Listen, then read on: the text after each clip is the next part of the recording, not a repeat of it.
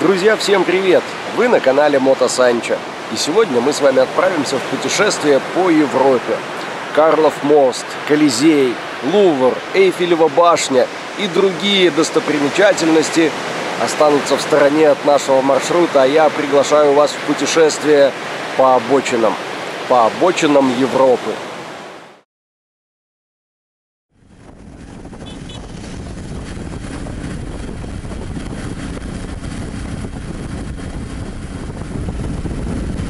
Хорошо, что мы вчера раньше стали ночевать. Посмотрите, съезд с автострады номер 666. Туда бы я точно не хотел ночью заехать. Судя по всему, у испанцев к этому числу нет предубеждения.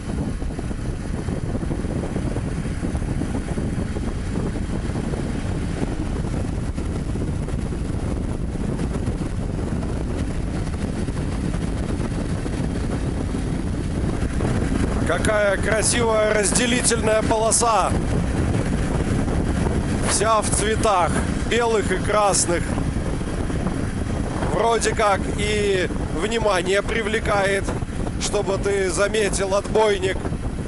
Прикрывает от слепящего дальнего света встречных машин. Ну и даже немного тени дает.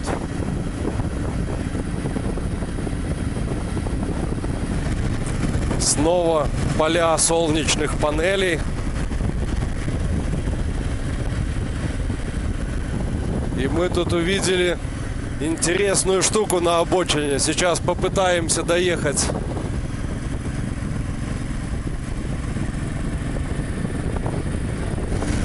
Кажется, эти солнечные панели с системой слежения за солнцем. То есть они поворачиваются, чтобы угол падение лучей был максимально эффективным.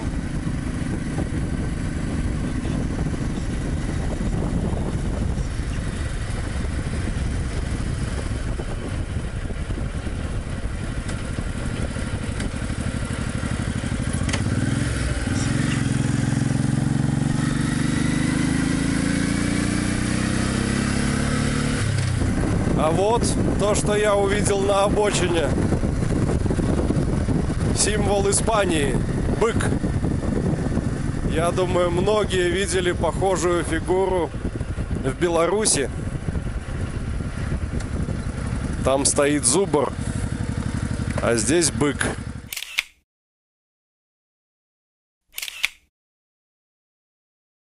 Сделали несколько фотографий и отправляемся дальше. По пути у нас город Севилья. Там, наверное, будем обедать. Но до него еще надо добраться.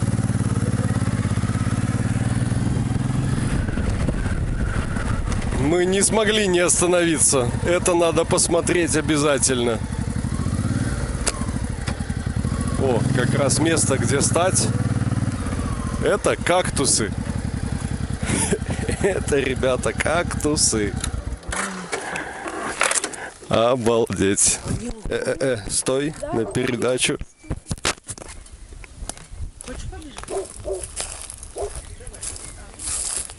Самые настоящие огромные кактусы. Лопоухие такие. А вот эти штуки, кажется, когда созревают, становятся красные. Их можно чистить от колючек и есть. А вот какая штука здесь растет. Обычно такие видишь в горшках на подоконниках. А тут вот оно. Я не знаю, как это называется. Что-то похожее на алоэ, но не оно. А вот сюда только посмотрите. Кто ты? Растение. Это что-то огромное, которое растет вот из этого куста псевдоалоэ. Оно высотой 4 метра. И там наверху какие-то цветы, какие-то уже плоды. А здесь огромное количество вот этих кактусов с кактусятами.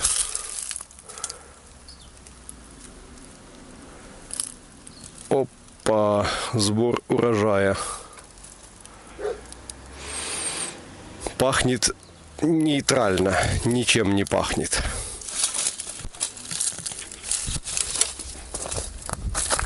А иголки такие, ух, только взялся, уже торчит. Тонкие-тонкие, острые-острые. Поехали дальше, а то становится уже ощутимо жарко. А мы не оттуда приехали случайно?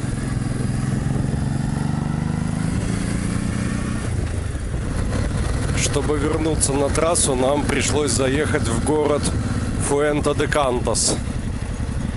Все окна закрыты. Жара. Может, заодно на заправочку заскочить? Тут должно быть дешевле, чем на автостраде. 95 по 1,76. Заедем?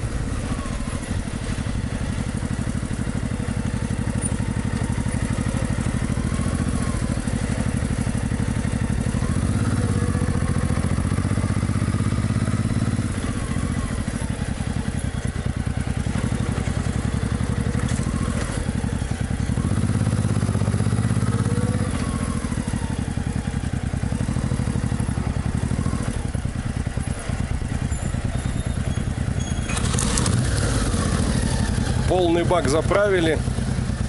Вошло всего на 10 евро. Но зато спокойны будем, что не надо в ближайшее время искать заправку. И поехали возвращаться на автостраду.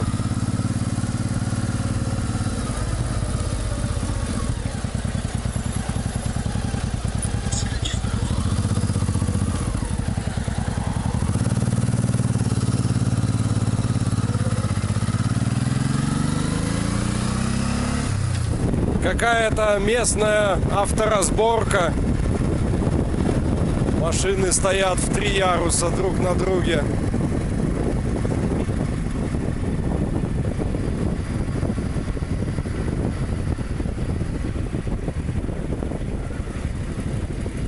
Знак стоп.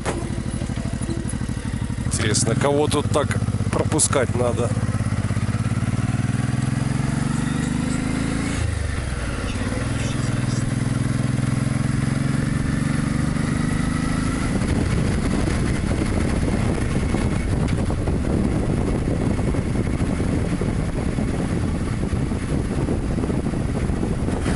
Опять заметил, что пошла в рост температура.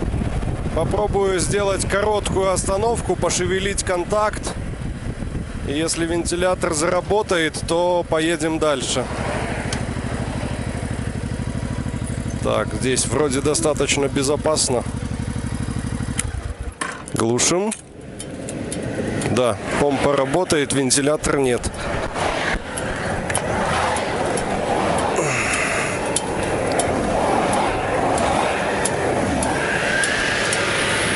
Чуть-чуть пошевелил. Окислился. Где-то нарушается контакт или от жары он подгорает, что ли. Поехали. Будем остывать на ходу. О, как сразу тепленькая пошла по ногам.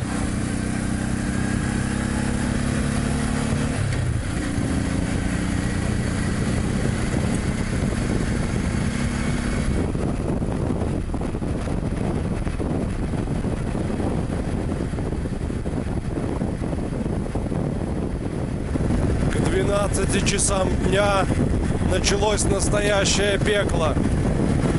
На термометре 36. Горячий воздух. Поток встречного ветра уже не охлаждает. До Севильи еще 100 километров. Чуть меньше.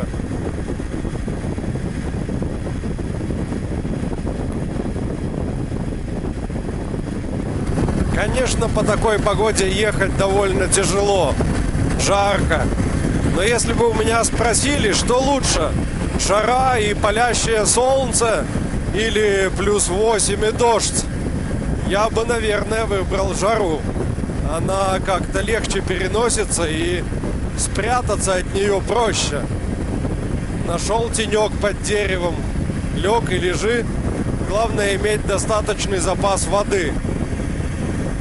А вот в холод уже сложнее. Согреться и высушиться в дороге не так просто. Зато мы теперь точно себе представляем, что такое Испания. Испания – это такая мини-Африка.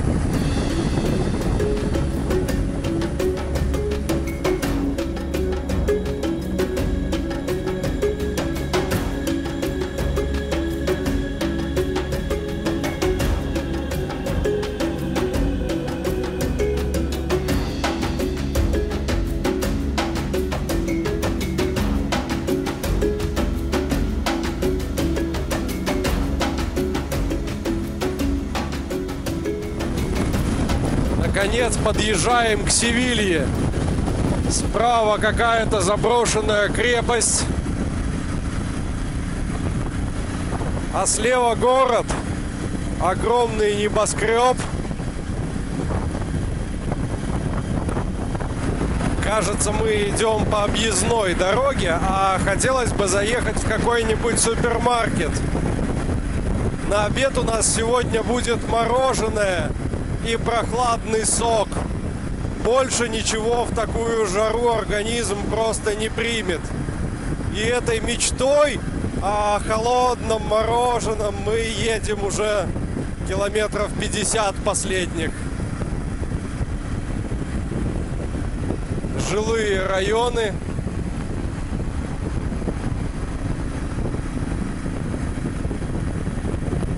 Надо где-то остановиться и поискать в навигаторе супермаркет.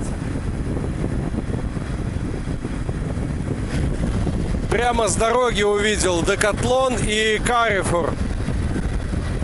Если в Декатлоне исключительно спортивные товары, то в Carrefour точно должна быть еда. Осталось только найти туда съезд.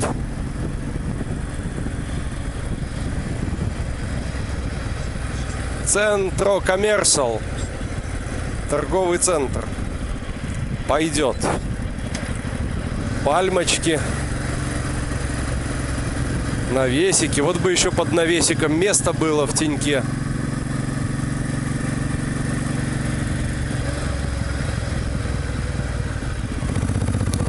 Мы нашли парковку для мотоциклов.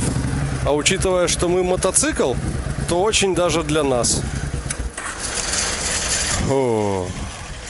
Мы оставили Танюшку сторожить мотоцикл, а сами отправились в магазин за покупками. А здесь прохладно. Для любителей мяса, хамона, 129 евро за ногу. Может, это и недорого. И нарезочка. Выбираем мороженое, о котором мечтали. Закупились на 27 евро.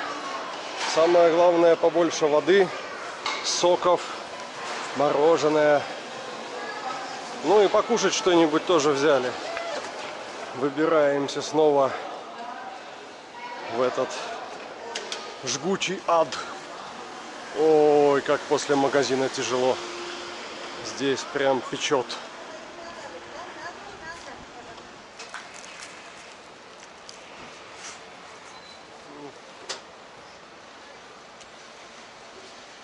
И у нас тут вот какая неприятная выяснилась проблемка. Начало рваться сиденье по шву. И полез уже сюда поролон. Конечно, нитки уже подистлели. 86-й год. Поэтому я в магазине нашел вот такой ремкомплект.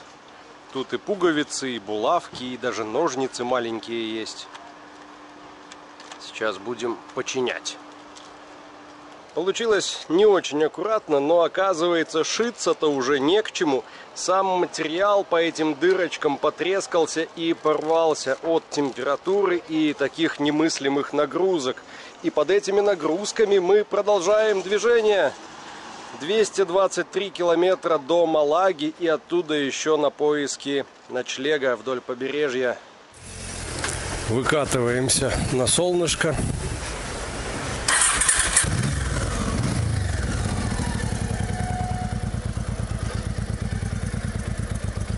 Поехали.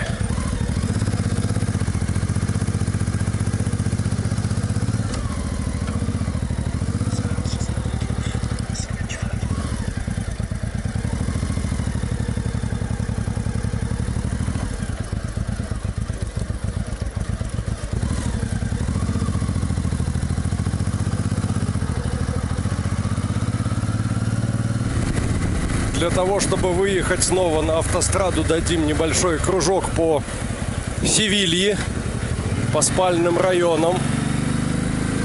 Такие многоэтажки. Там, кажется, внутренний двор есть большой, но вход туда закрыт, только для жильцов.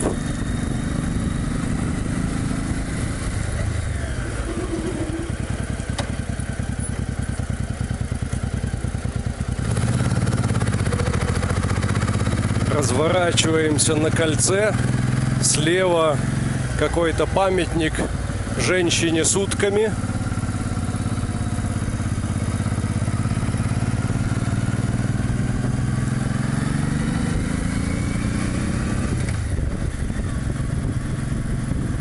И вроде деревьев много, но при этом зелени как-то мало.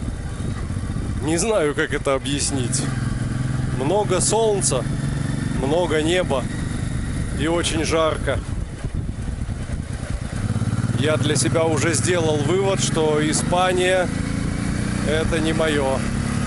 Жить в Испании я бы точно не хотел.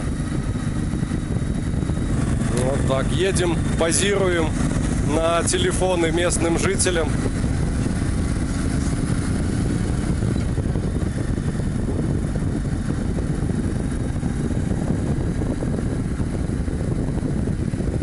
Прыг-скок.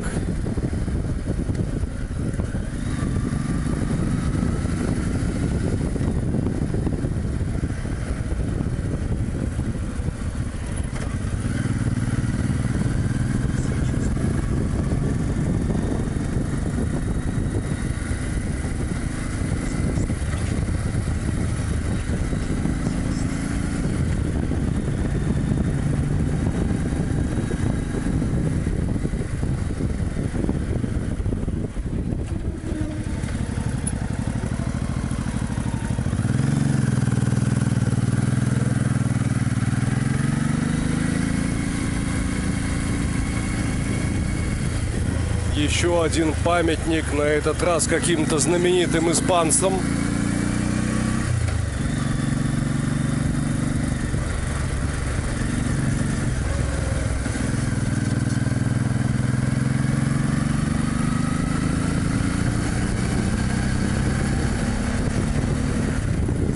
И, наконец, мы снова в духовке под названием «Автострада».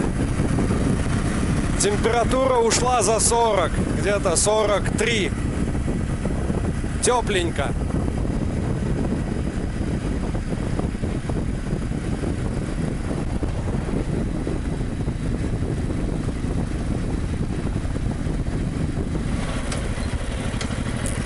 Внимание, вопрос. Из чего же все-таки в Испании делают асфальт, если он в 42 градуса не течет? Почему наш асфальт уже при 30 идет волнами, липнет к подошвам, а здесь в 42 он твердый и плотный? Может быть, и у нас можно сделать такой асфальт? Может быть, он тогда будет лежать годами, десятилетиями? Можете не отвечать. Но что, конечно, выгодно отличает Испанию от Португалии, это отсутствие платных дорог. Нет, может быть, где-то они, конечно, и есть, но если ты в навигаторе задаешь избегать платных дорог, он тебя и ведет без платных дорог. А впереди какой-то мост.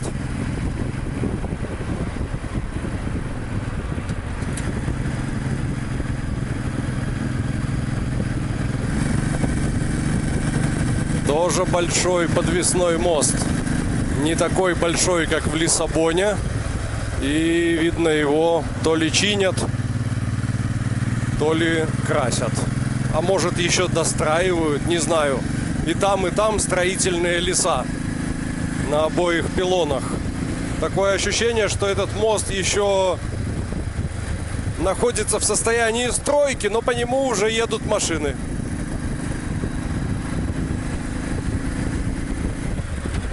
Оказывается, так можно.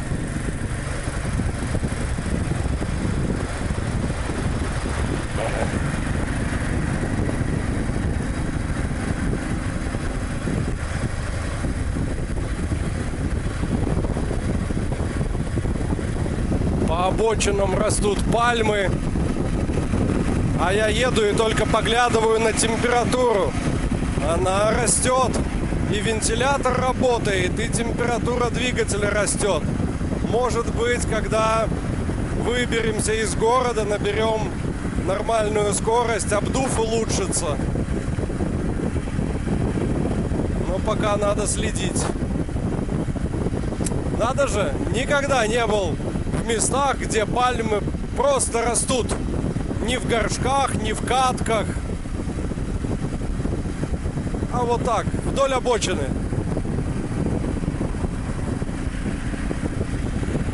Мишка тоже оценил.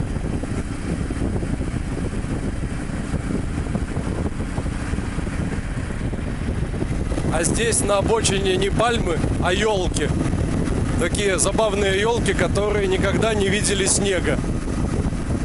Пушистые, веселые.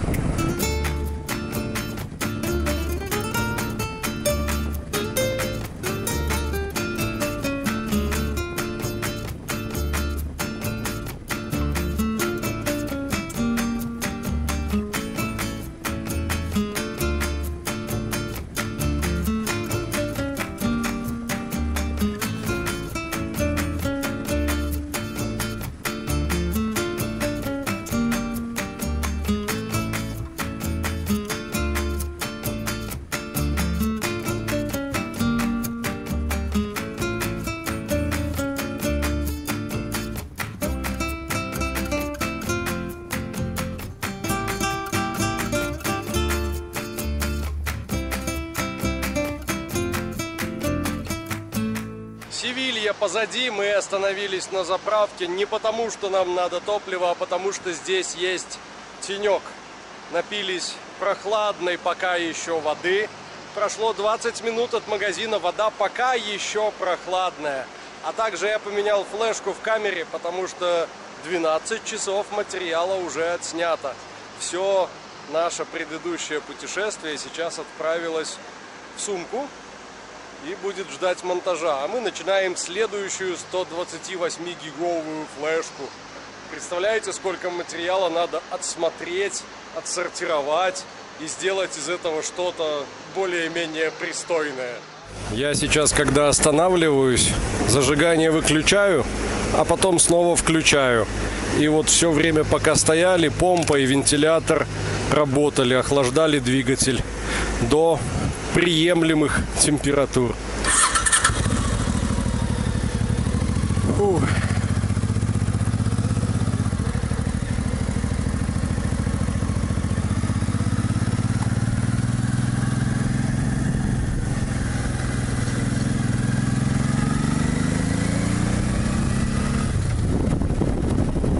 Какой интересный знак.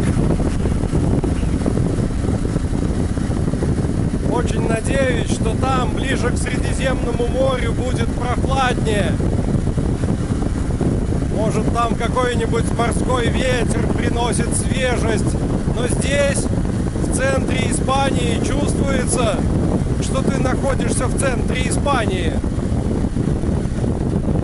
Этим путешествие на мотоцикле и отличается от путешествия в автомобиле, где сейчас ехали бы с закрытыми окнами, с включенным кондиционером и видели бы только картинку. А так у нас полный комплекс ощущений. И с этого момента при слове «Испания» я буду вспоминать этот запах, вспоминать чувство обжигающего горячего ветра на своей коже, хруст сухой травы под подошвой ботинка.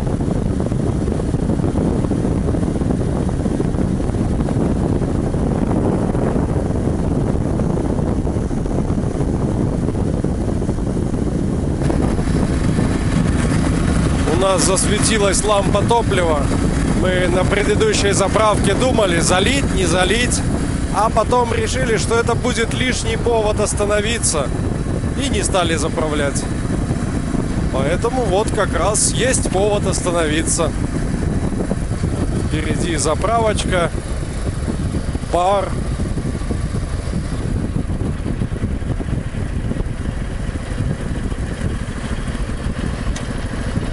Бар пропустим, а на заправку заедем.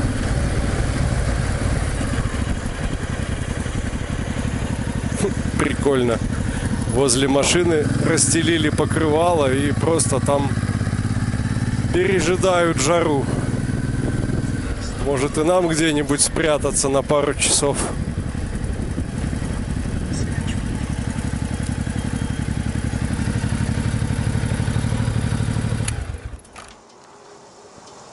Заливаю бензин в бак, а он прямо на глазах оттуда испаряется. Бак очень горячий. Бак полный, мы умылись, пообливались водой, освежились. Сразу стало полегче.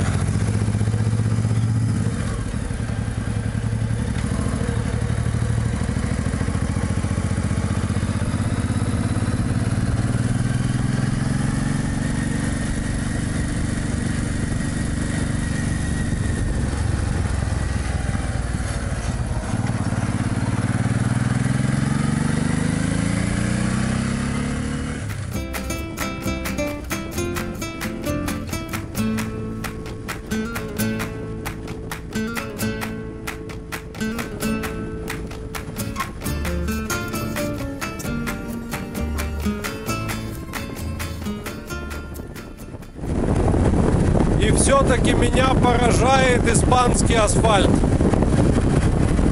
Плюс 46.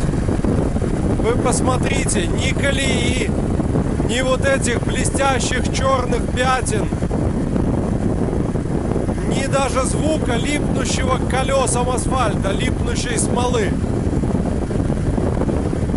Испанцы знают какой-то секрет.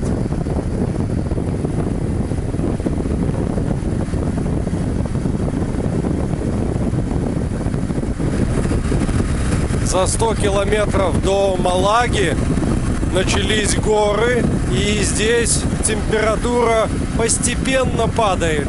Уже 42, и тенденция сохраняется. Будем следить. Ждем, когда будет 35. Это прям идеально, потому что 28 уже воспринимается как холодно. Мы вчера заметили.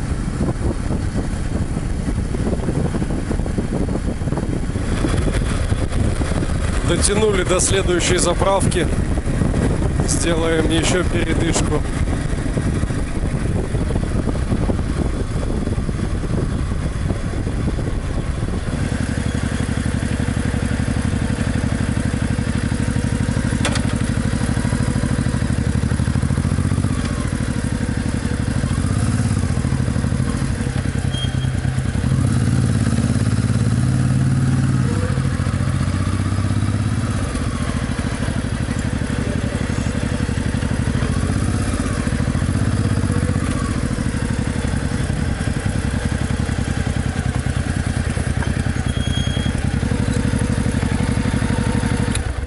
Стали в теньке, напились и облились водой.